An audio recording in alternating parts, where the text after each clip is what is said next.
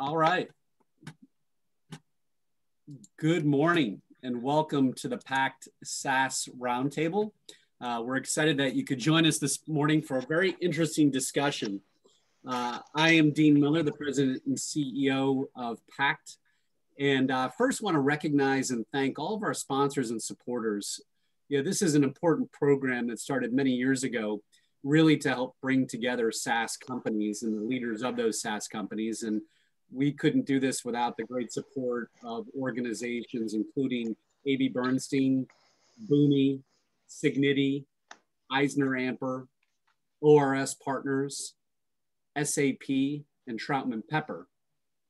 Again, thank you to you all for your support and tireless support, really, of the whole community, both here in Philadelphia and for many of you beyond. Many of your organizations certainly serve organizations here that are based elsewhere. We're going to talk about a really interesting topic today, and I'm excited for this conversation. I just got a little bit of a lens on it with our panelists today, and we'll introduce them in a minute. We're in a Zoom format because of the size of our group. It makes it easier to do so, and we'd ask you just a couple things. Number one, stay muted. So if you're not muted, stay muted. You can stay on screen if you want. It might be a little easier to go off screen and only come on screen and off when you want to ask a question. In that regard, we're using the chat feature for questions. So use the chat feature throughout the conversation. We'll pick questions out. You can also raise your hand. And if you're not familiar at this point in time with how to do so, if you go to the bottom of your screen under reactions, you can click on raise hand. We'll look for that. And don't be surprised if we call on you when you do raise your hand to ask your question. Again, we're keeping this a little more informal, a little more open because, again, the size and nature of the group. We'll have our conversation. We'll interweave questions. We'll reserve 15 minutes at the end to make sure we hit any other questions. And then we're going to go into a remote networking session around 9:30. And so you'll see a link, and we'll let you know about that in the chat feature that you can click on and go right into a remote session. Again, we've utilized this platform pretty extensively in Pact to allow for people to really engage with one another in small groups. It's been, again, a terrific addition, to our virtual programming. We do recommend that you use a Chrome browser, ideally, but if you don't have it, don't worry about it. We'll figure it out as we go. So without further ado, let me introduce the lead from our panel, Bob Lucci. Bob is probably known to many of you. He's been a longtime Pact supporter and partner to many SaaS companies in this region. He's the President and Chief Revenue Officer of ORS Partners. And welcome, Bob.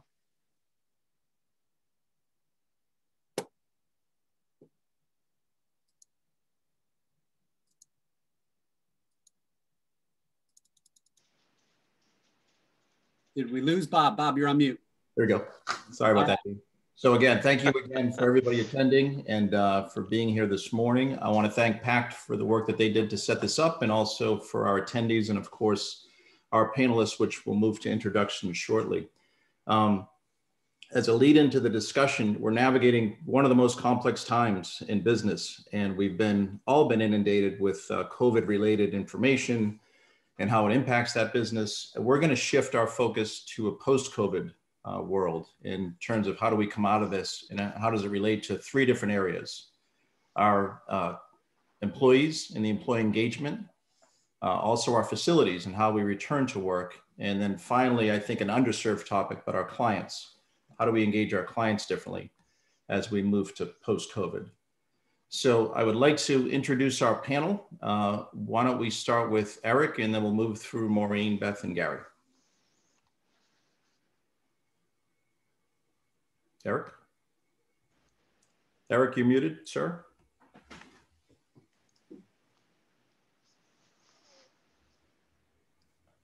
There you go. Thank you. You needed to unmute me, Bob. I'm sorry, it wouldn't let me do that. Good morning, everyone. My name is Eric Rubino. I am CEO of Energage. Energage is a 15-year-old HR tech corporation. Over the last 15 years, we've had the ability to survey anonymously over 70,000 organizations, over 22 million employees. Those surveys allow us, through our brand, Top Workplace, to anoint organizations as a top workplace if they qualify regionally as well as nationally. And to the extent that organizations want to license our SaaS platform, they get insights from that survey, which aligns to employee engagement, aligns to 15 culture drivers, provides our customers the ability to put out 3 to 4 pulse questions, short pulse packs to their organization to elicit employee feedback and to authentically brand themselves culturally to job seekers. And look forward to this discussion today. I'll turn it back over to Bob for the next panelist.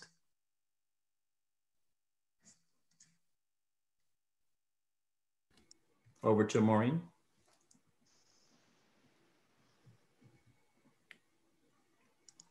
Hi, how are you? It's Maureen Kincaid. Hi, Eric.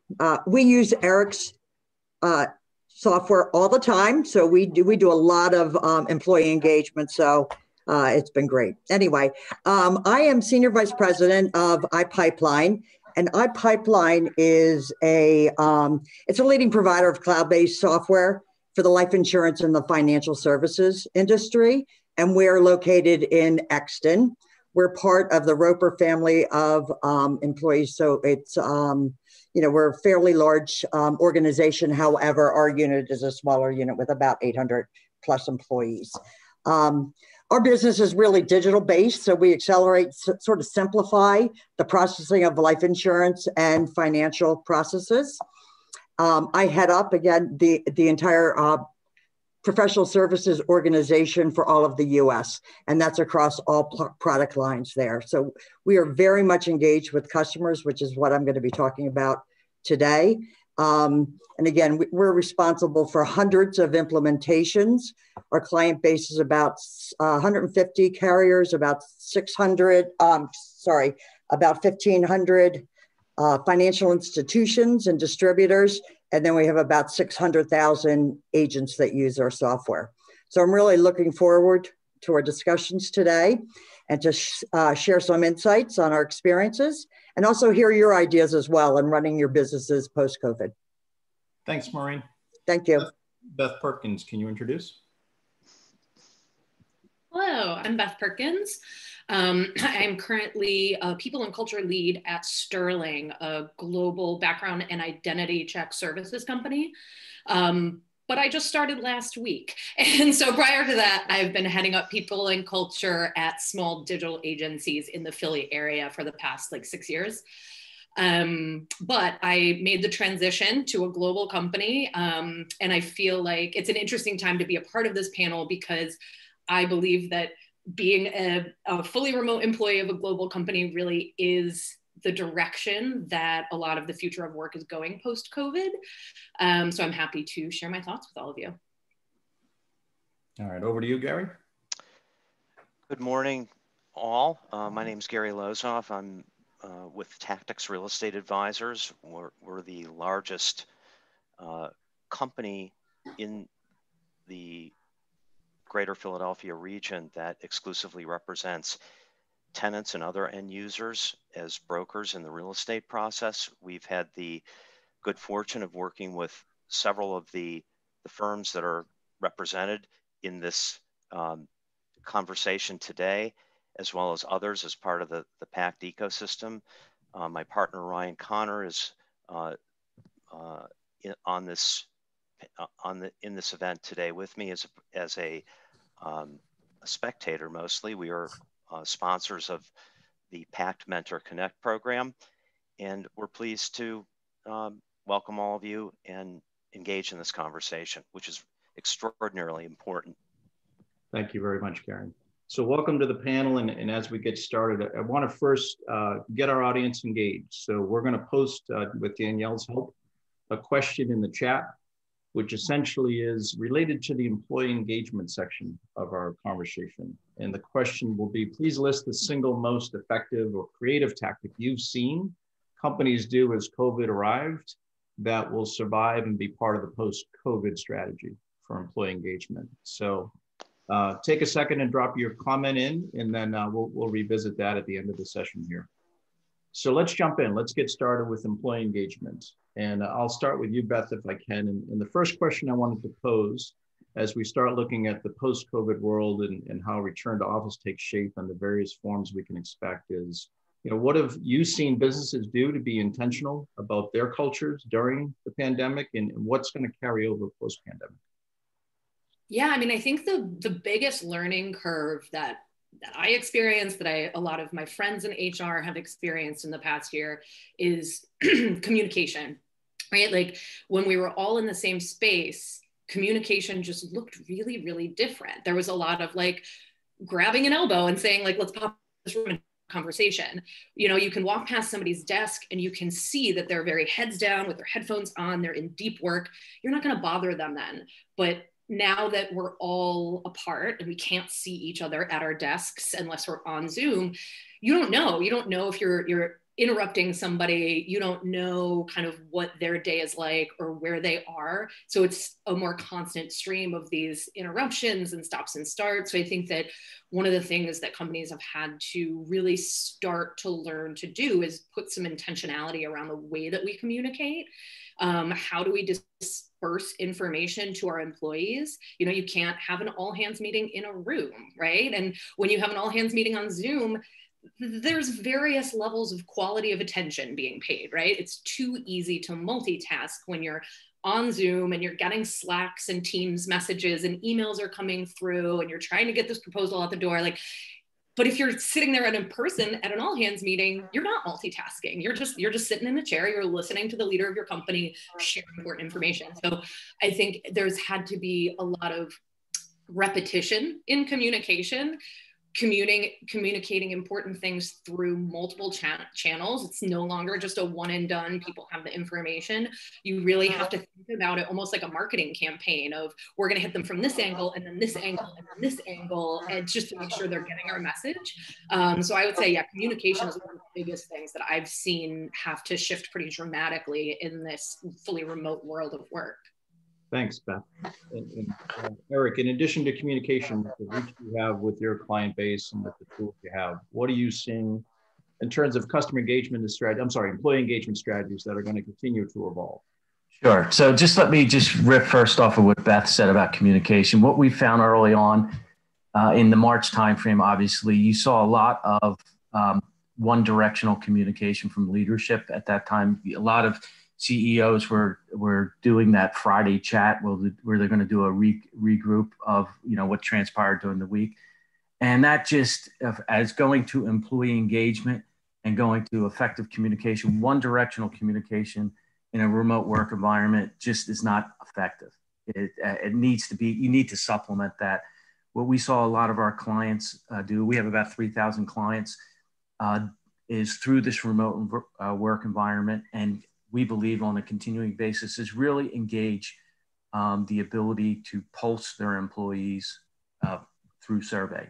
Pulse is 3 to 4 pointed questions that leadership may want to evoke employee feedback on, and it empowers the employees, gives them a voice.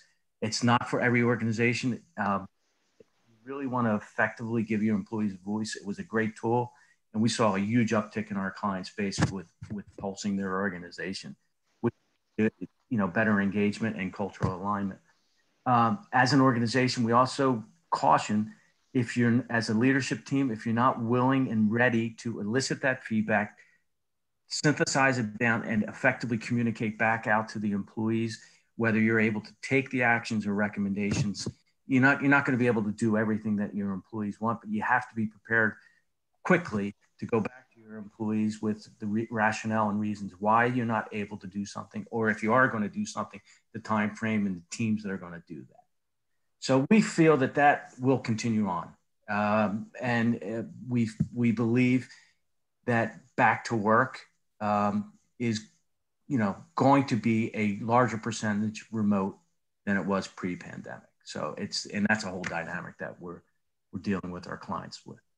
Gary could put some light around that later on in our discussion. Other ideas from the panel or audience relative to employee engagement strategies? Either raise your hand or drop them in the chat. Good. Yeah, I mean, I think one other thing, and I think it ties into both communication and pulse surveys and that feedback loop with your team, is thinking forward to what does the world of work look like once we can reopen our offices safely, because I think it's going to be pretty rare for companies that have been fully remote during this time to go back to fully mandatory in the office post-COVID, right? Because I read a study this week in USA Today where they pulled a bunch of people, and like 30% of these people said that they would quit their job if they were forced to work from an office. Beth, totally agree with you. What we're seeing from our client base is a hybrid model. Yeah. That they really are looking at, absolutely see the need for collaboration, live collaboration, celebration. So having a footprint still to bring everyone into the office for a selected period of times. And then obviously other period of times have collaborative groups coming in, maybe like sales and marketing come in for a week as teams, have leadership available at all times on a rotating basis. So just a hybrid model of how we'll go back to work. Eric, yeah, and thinking about things like when you have hybrid, especially if you start to look at like a distributed workforce where not everyone is based in the same city. Yes. How do you have these collaborative sessions where, 4 of the people are all in a room together and there's another 4 who are in Idaho and Nebraska and New Jersey, and they're all on Zoom? And how do you make a truly collaborative and equitable experience for everybody where there's no sort of, I think something that I worry about is how will remote employees be viewed, right? Like, are they going to have the same career opportunities as the folks who are going into the office and getting that face time with leadership? And I think that's something that companies really need to figure out. What systems and processes are we going to put in place to make sure that the work experience is equitable, whether you're coming into the office or you're fully remote? I want to go to Gary because he looked like he had something. Well, what I was gonna riff off of Eric and Beth was the changing data about remote work. When in the initial stages of this response to COVID, surveys were, particularly on the tech side, we're never going back to the office. But as this has continued to evolve, right, there is growing and more acute interest in returning to work, returning to the face-to-face office, not on an exclusive basis. We're not going to put that genie back into the bottle. Yeah. But I think that the workforces of many businesses have had ample opportunity to sort of review the pluses and minuses of this enforced work from home remote model, and there are aspects of it that they find lacking.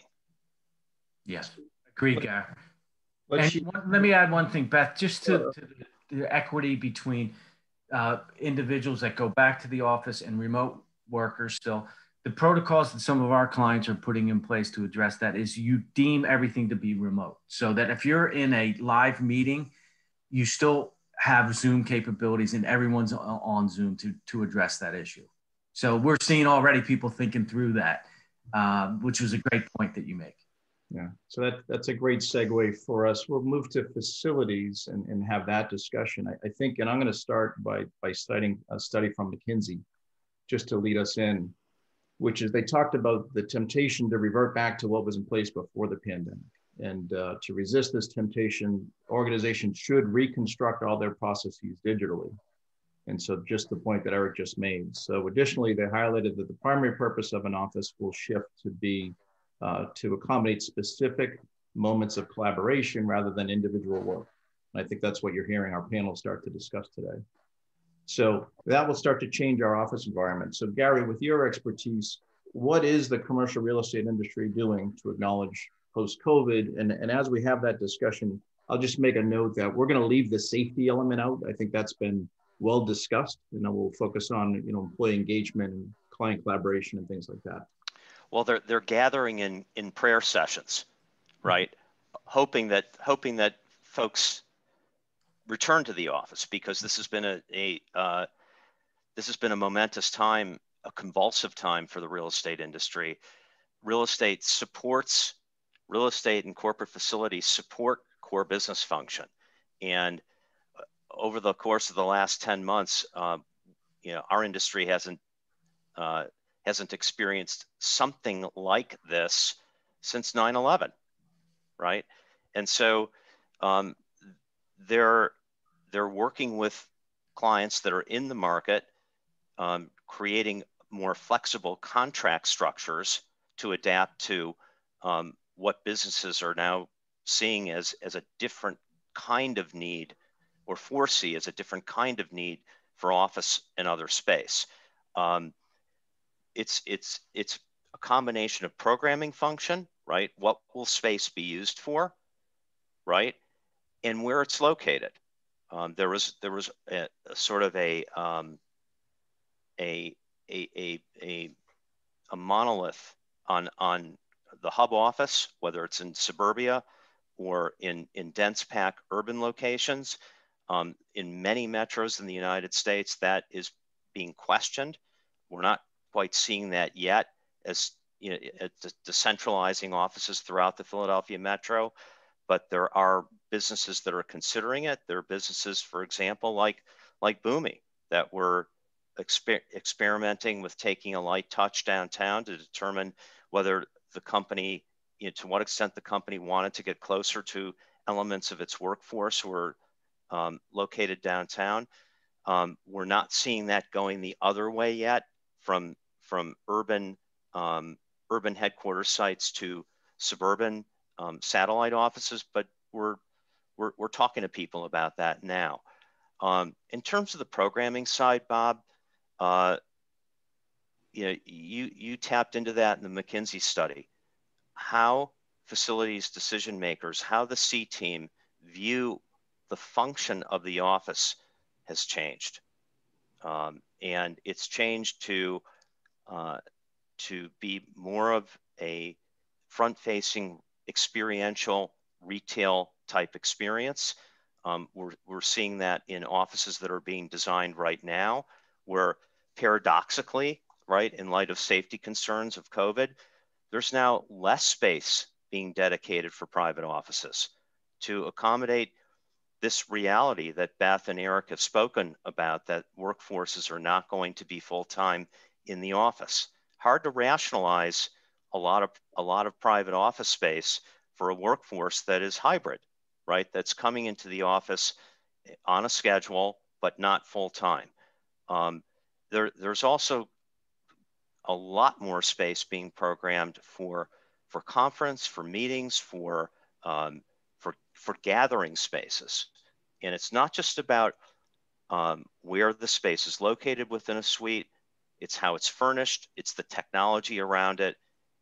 It's AV, all of which are going to support and promote a connection between folks who are working face-to-face in the office and elements of the workforce who are outside.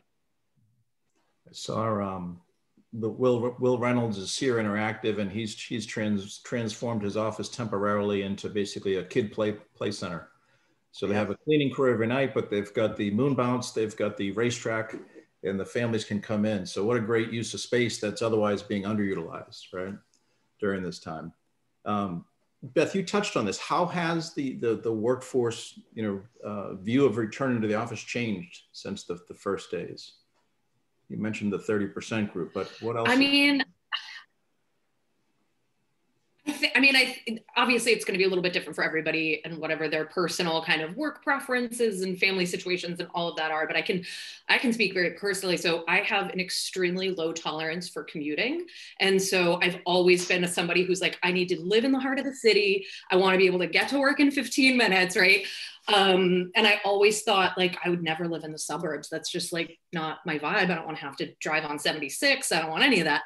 And my husband and I have been talking very, very seriously about selling our house in South Philly and moving outside of the city, because now I work fully remotely. He has a much higher tolerance for commuting, so he doesn't mind, and we could get, a yard and more space. So I think that a lot of people, like I have a colleague now who lives in Brooklyn, and her lease is up. She's putting all of her stuff in storage, and she and her husband are going to go live in Utah for 4 months and keep working. So I think that people are starting to really value the freedom and flexibility that the COVID world of work has started to afford them. It's opportunities to do things that you never even dreamed of doing, really, until the world totally changed.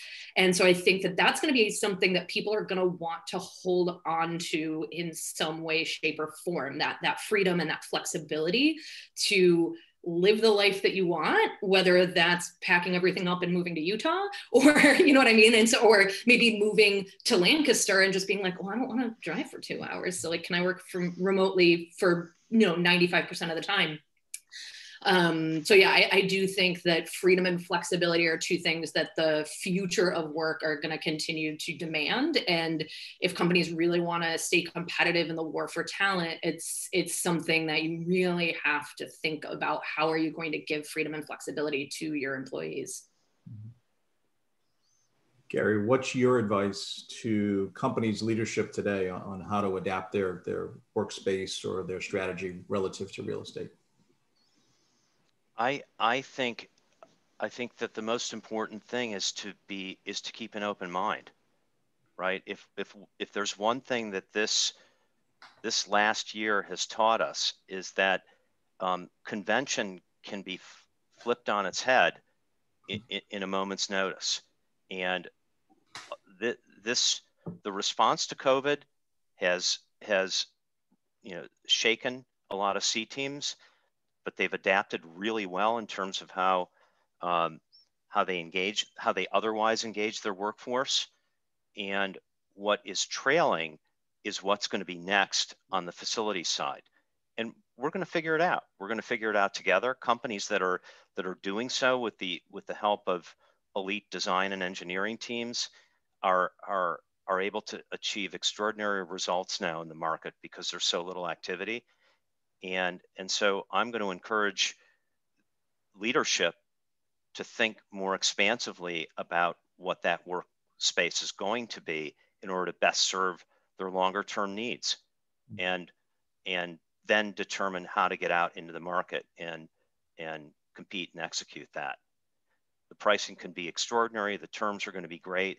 And I think that, consistent with what, we've been discussing earlier in this panel, there are going to be many folks in the workforce who are going to welcome that and welcome the opportunity to come back to that space, re-envisioned.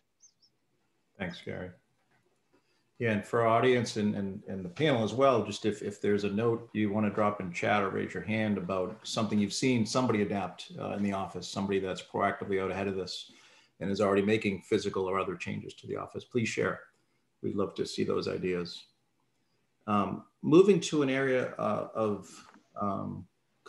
customer engagement, which again, I think has probably drawn less of the attention through this whole period. So I think we've left some good amount of time to discuss customer engagement relative to what we're going to do going forward. And again, I'm going to start with citing a survey from Accenture this time, which talked about, companies, the pandemic is accelerating the move. It said 2020 is now 2025 relative to accelerating the move to digital first or digital only customer engagement. My organization, which does talent acquisition, consulting, and recruiting, we have two companies that are hardware based, and they do installs, and they're moving to the self-install kit. They're creating their version of the Ring doorbell, where a box arrives, it's a packet, and the customer themselves are doing the install. And to further cite this Accenture conversation, it's welcome to the world of digital by default. And in the future, if even 5% of your process requires manual intervention, then you're going to bottleneck should another world event or other event, create the need to be digital or to be remote. So Maureen, how have the physical restrictions that have been placed upon all of us changed the way we engage clients from iPipeline's view and from what you're seeing just in general with your expertise?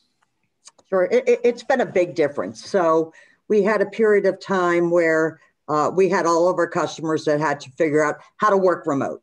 So they were all scrambling around to do that and sort of putting business on hold as they figured out how they could handle working remote. We have, Zoom, Teams, things like that. That's our best friend now. So we did a lot of traveling, and we did a lot of on-site implementations and business reviews and strategy sessions, and a lot of our sales was done in person. We are doing none of that now. As a result, I actually think we're getting closer to our customers, because instead of having these one-day meetings where you're getting together and doing that, and we're applying this to employees as well, but for the customers, we're doing shorter sessions. We're doing everything Zoom or Teams. Cameras are always on. We get to meet people's families and where they work. And so we're really tighter with our customers today. We don't see that changing in the near future. Obviously, we also do huge conferences. We're rethinking that as well.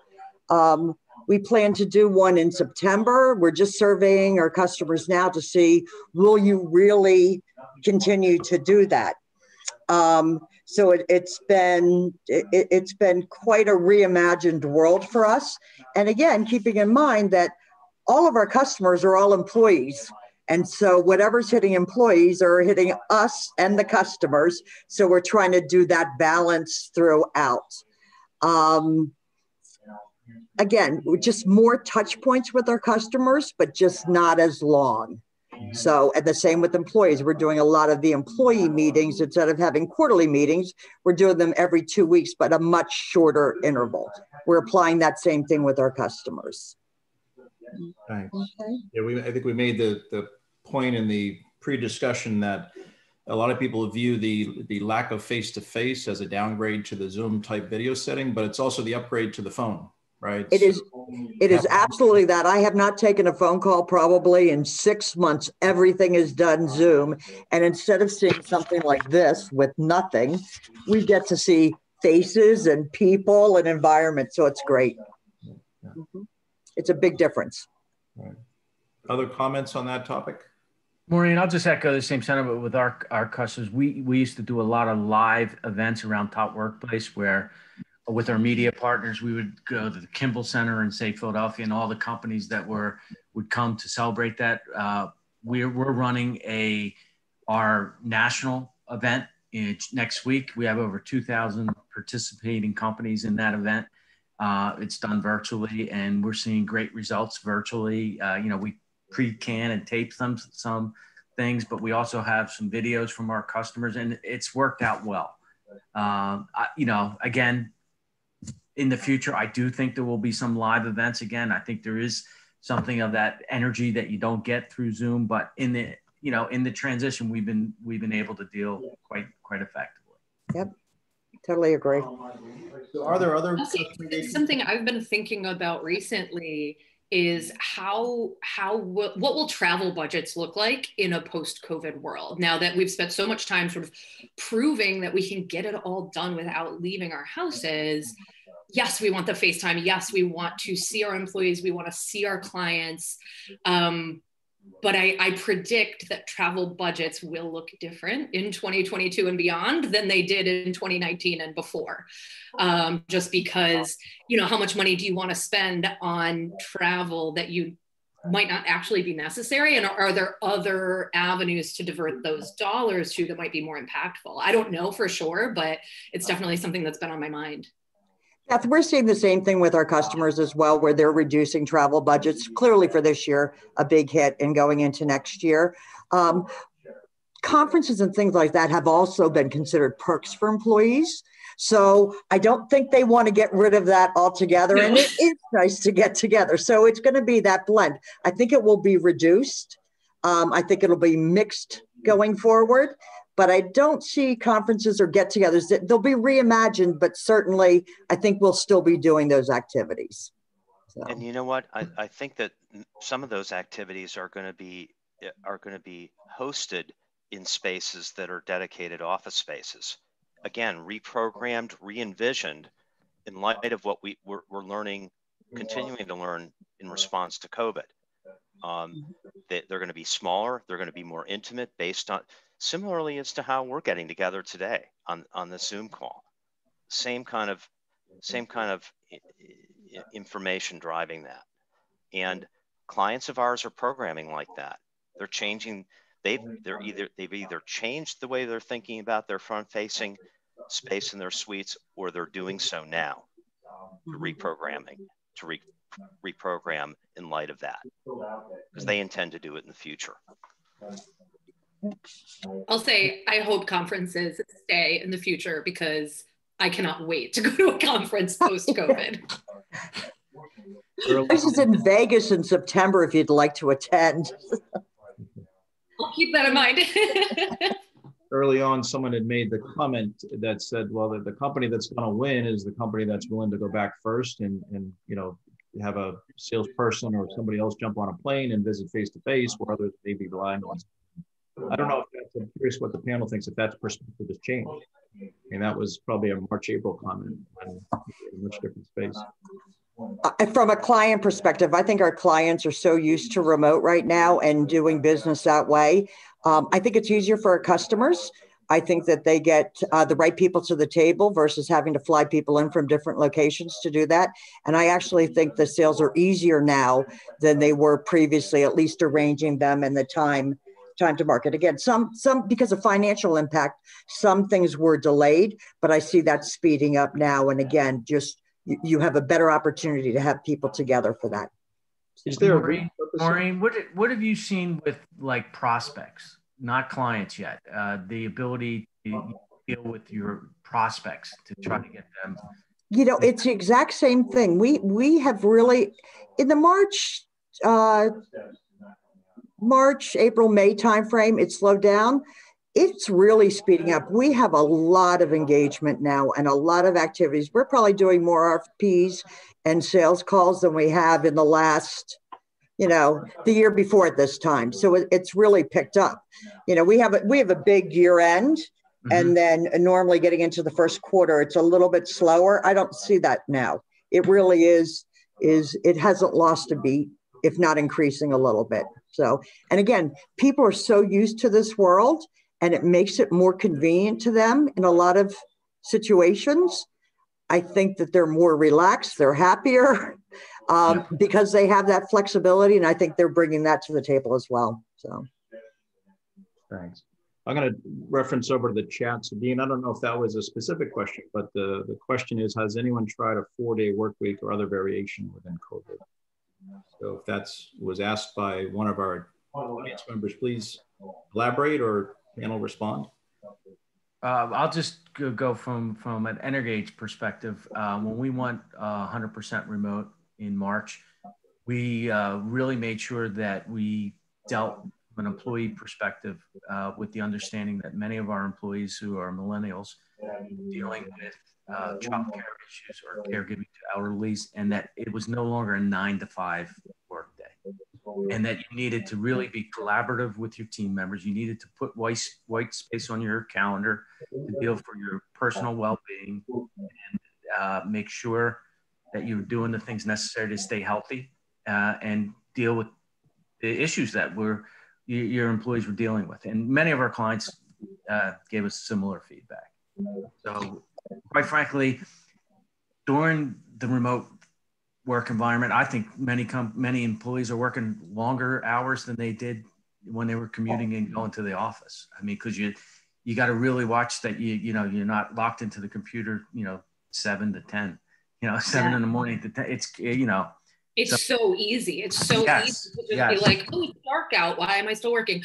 And that's something from an employee experience perspective that I've really been focused on for the past year, is how finding ways to teach people how to set their own boundaries and creating systems and processes to embrace asynchronous work, right? To accept the fact that like you might need to work from 6 a.m. to 9 a.m. and then you're offline till 3 because you are homeschooling.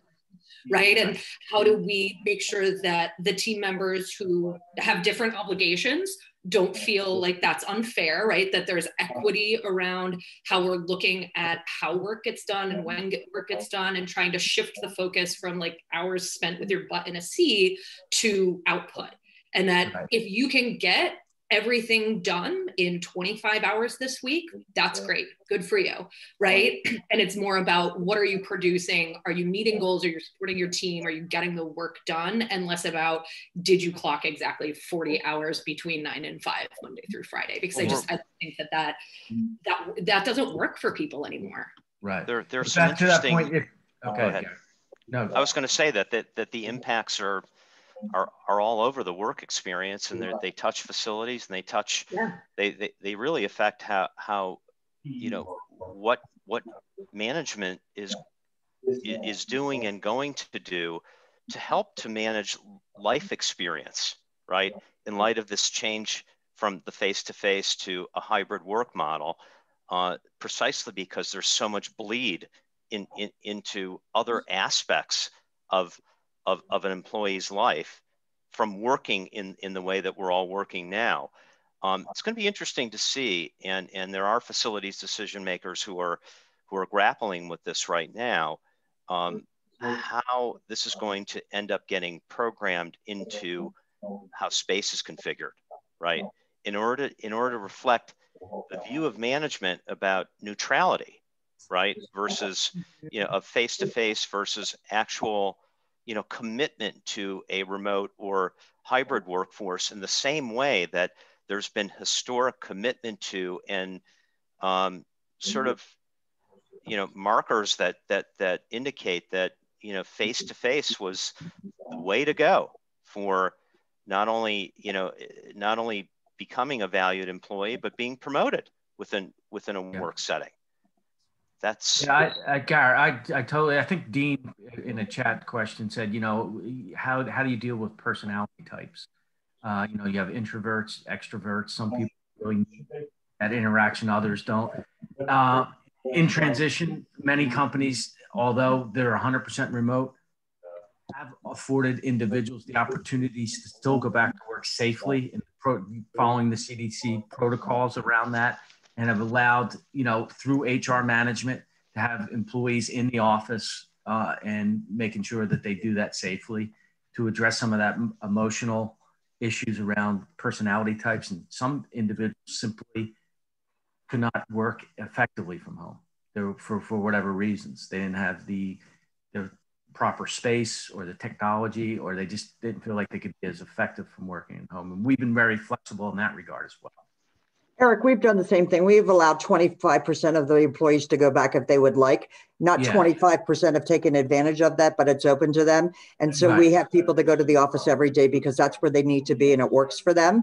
And I think to others, we talked about being on Zooms and calls and things like that. We do have some people that don't want to be on the call. They don't want to see their face, they don't want anyone to see their environment and stuff like that. So we've allowed that as well. It's not a mandatory thing. A lot of people, we've made it very flexible, and also having teams sort of manage to, when there's time where they're going and taking care of their family things. Again, ours is a little bit different because we're a lot, or similar to probably a lot of people call, we're very customer focused. So we also have to cover those core hours and working with our customers as well. So it's a balance here, always. Totally agree, Maureen. Thank you.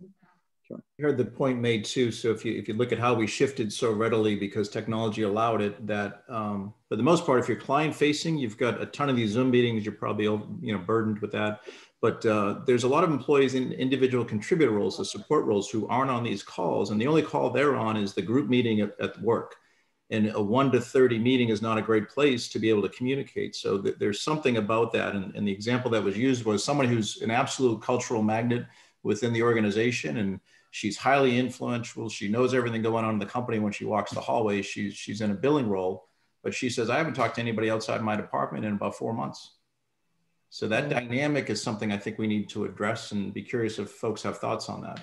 Yeah, actually, so something for any Slack users on the call, and I think it might exist for Teams now too. There's a plugin called Donut, and it basically what it does is it randomly matches, and you can control how many people get matched at what cadence, but basically once a week, once a month, whatever cadence you set, you get matched with another employee, and it's just like and when before COVID, it was like, go grab a donut or lunch or coffee. Now it's hop on a Zoom call and talk about your hobbies or travel or, just get to know each other. And it's going to be somebody that you probably don't work with, right? So you're getting those social interactions that you might get in the hallway conversations or in the break room at work where you chat with a colleague that isn't on your team.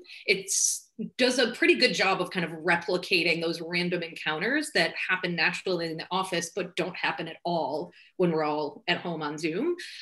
So tools like that, I think, are great little kind of employee experience add-ons that help to build those connections and social interaction. It's never going to take totally the place of, the in-person stuff, but it definitely helps. We've also increased virtual clubs, mentoring, match, all of that. We've really enhanced it. I don't think I can go to another 4 o'clock happy hour. I'm getting sort of, it's causing a different issue, but a lot of happy hours, a lot of get-togethers, games, contests, things like that to try and keep people engaged and actually go beyond just those people that were in your hall, in the hallway in your office. It's really connected other offices together as well. I mean, we've really made a good effort to pull those people together.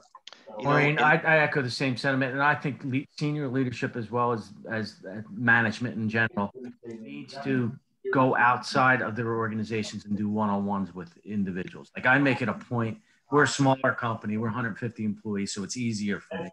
I make it a point to outreach on a regular cadence, pick up maybe 3 or 4 employees, and have just a one-on-one check-in. And I think leadership, larger organizations, senior leaders and managers have to be doing that. Here's a tale from the field. I'm working right now with a business that is acute need for working face-to-face. Nonetheless, they're engaging in the same kind of meetings that we're doing, and they're doing a lot of it externally and internally in smaller groups as well. And as we are programming out their new headquarters space, they have made a high-level priority to program more larger meeting spaces within their space because of the sort of the loneliness, the deficits of this sort of Zoom dominated social interaction. They want to encourage, and they intend to use this space in this way, more larger group meetings of all or a substantial part of their workforce on a regular basis, face to face. Yep. I'm not sure that they would have done that. I'm unsure that would have been the programming decision a year ago. I agree, Garrett, and I think that's absolutely necessary, personally, for being driving intentional culture within an organization, collaboration. Yeah. You need to have that human interaction and those all hand meetings. Do that safely and after post-vaccine. I think the donut thing's great. It's an adaptation and it's only part of the mix. Yeah. The other thing too about work that this is just me speaking here, is in a post-pandemic world when we're all vaccinated, productivity affected in a remote work because you have more opportunity than to go out to lunch and meet. It's just going to be a little different dynamic. I think we're going to have to keep our eyes open. Eric, let me segue from that to a question that's in the chat. It came from Danielle, but it might have been from one of our audience. But it was, as we move towards a more flexible and choose your own adventure style of working, how are we being intentional about measuring performance and productivity equitably? So maybe Beth or... Yeah, that's a huge consideration because I think I read an article early on in the pandemic And the point of view of the article was that remote work is terrible and will ruin all of our careers, essentially. And really one of the main things that the author drew on was the lack of mentorship, right? Like, it's those hallway conversations. It's having a senior leader see you in action and being able to, in that moment, give you feedback to say, here's how that presentation could have gone better. And in a remote world, you really have to be, I mean, I think we keep coming back to this word intentionality. And I think you really have to be intentional. You have to be transparent. Like, people have to understand in a very, very systemic way, what do I need to do to grow? And so you're not going to be able to sort of look at a leader and try to emulate them. That's hard to do over Zoom, right? And so I think leaders need to really be very clear with their people. I think we all need to lean into radical candor, start having those hard conversations about, if you want to grow, here's what you need to do, here's where you need to develop. Whereas I think in the office, a lot of times would kind of be left unsaid, right? It's like, oh, well, you know, that person is sort of emulating leadership and they seem like a leader and let's put them in leadership now. Whereas in this world, you really have to map it out. You have to be clear and you have to make sure that everyone has the same access to that kind of information and feedback to be able to grow. And I think once we get into hybrid, that gets tricky because you're going to have if you have some people in the office who are being seen in action and then other people who are at home on their computers, making sure that you're treating each of those employees similarly when it comes to mentorship and career growth. I think being purposeful about what's happened is important. So we've had employees who are great with clients, face-to-face, they're terrific. You put them on a Zoom and they're not as strong. So it's what training do we need to offer for them? Because they've otherwise been a great employee. And then you have the other way. You're seeing people that shine on Zoom calls that would struggle a little bit in the group meeting. Yeah, I think training is a key in giving people the skills, no matter who they are, whatever medium they're going to communicate on, to continue those training efforts. And I think the other thing we have to be careful about is as people managing other people is not to say a success is if you work 20 hours a day. You know what I mean? We really have, and to be available 24 hours a day. It shouldn't work in any environment. And I think that we've been working a lot with our managers to not expect that. And the same thing from our customers. I mean, it's both.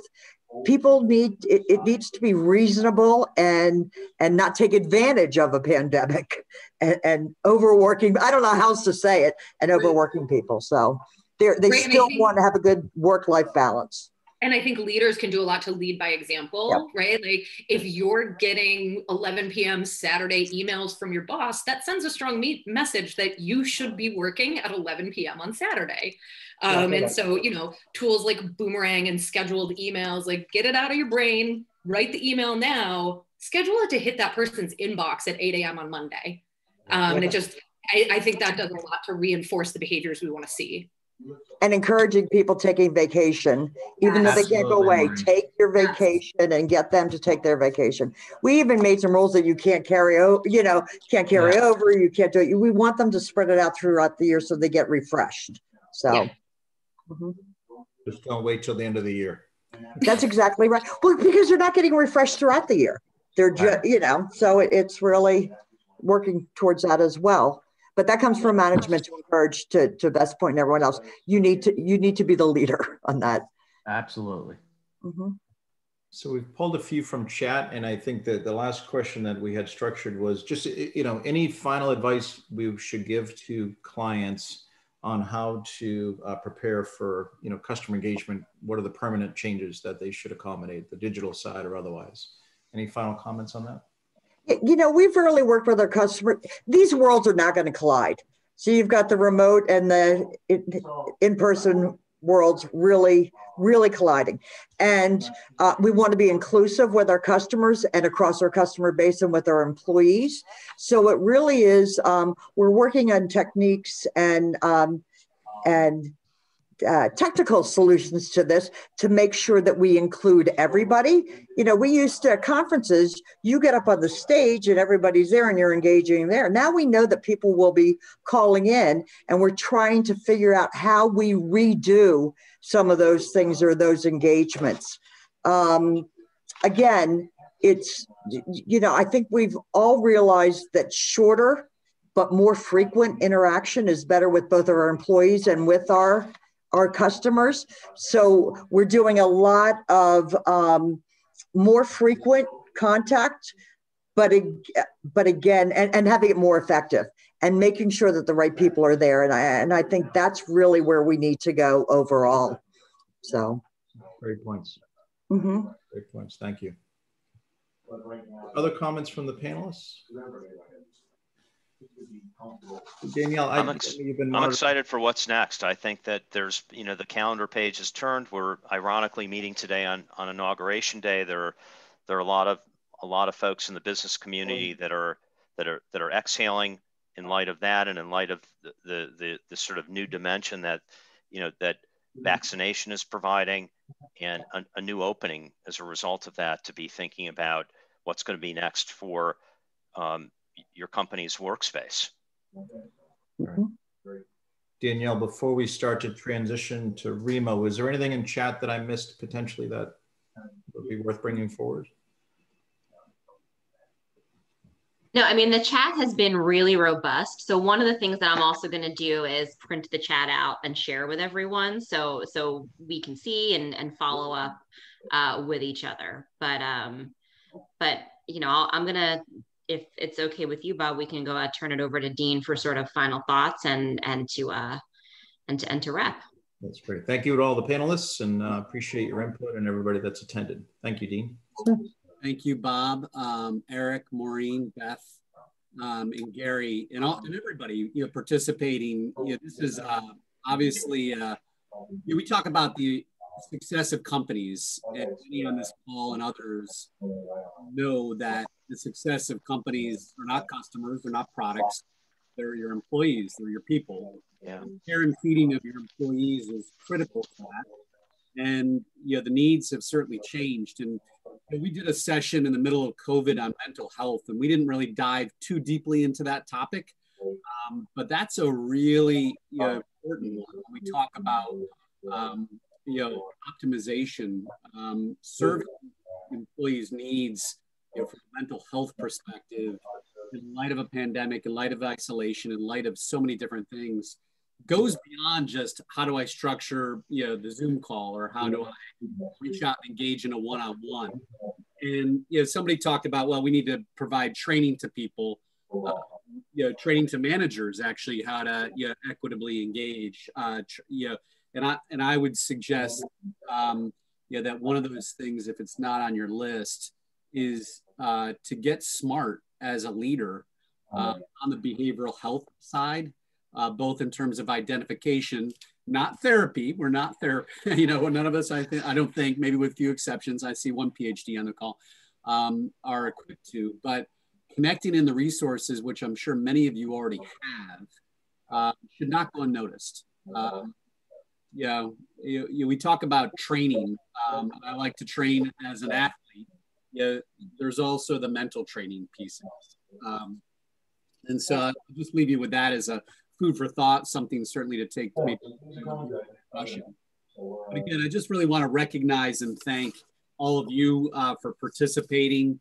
And again, just call out all of our sponsors: AB Bernstein, Boomi, Signiti, Eisner Amper, ORS Partners, SAP, Trout, and Pepper. And you know, just goes without saying, but we have some incredible resources in this community that companies grow. Here, many of them part of our community.